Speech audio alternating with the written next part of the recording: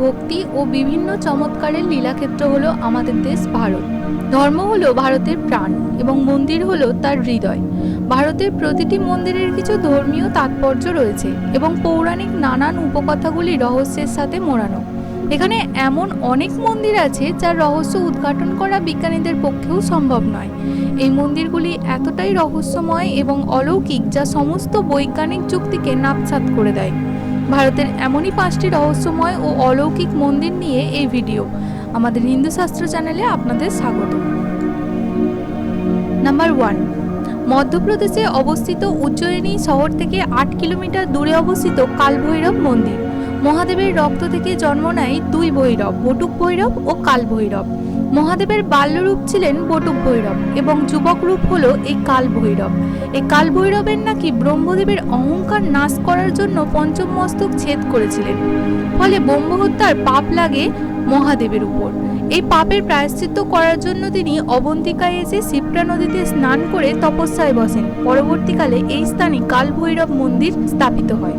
এই মন্দিরের সবথেকে চমকপ্রদ বিষয় হলো দর্শনার্থী অর্থাৎ ভক্তরা কালভৈরবকে ফল, মূল, অন্ন, ভোগ হিসাবে দেন না, বরং ভোগ হিসাবে অর্পণ করেন মদ এবং স্বয়ং কালভৈরব এই মদ পান করেন।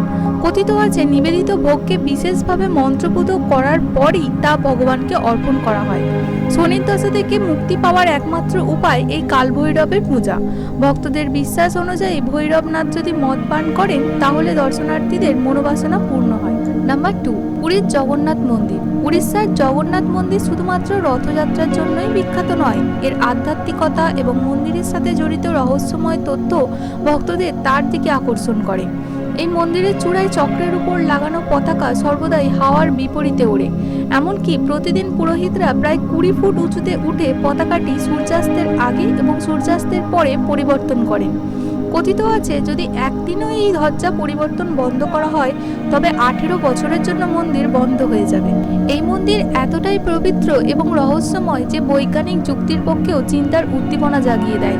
আপনি এই মন্দিরের যে কোনো স্থানে দিনের যে কোনো সময়েই যান না কেন, কখনোই তার ছায়া দেখতে পাবেন না। এছাড়াও একবার আপনি মন্দিরের ভিতরে গেলে তীরে থাকা সত্ত্বেও কোনোভাবেই ঢেউয়ের শব্দ শুনতে পাবেন না। এই মন্দিরে সবথেকে অবাক করা ব্যাপার হলো প্রসাদের রান্নার পদ্ধতি।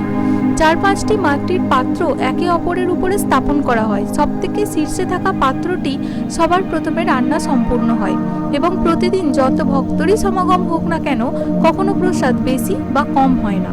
নাম্বার 3, উত্তরপ্রদেশের নিধিবন মন্দির। এখানে নাকি আজও ভগবান শ্রীকৃষ্ণ তার গোপীদের নিয়ে লীলা করতে আসেন।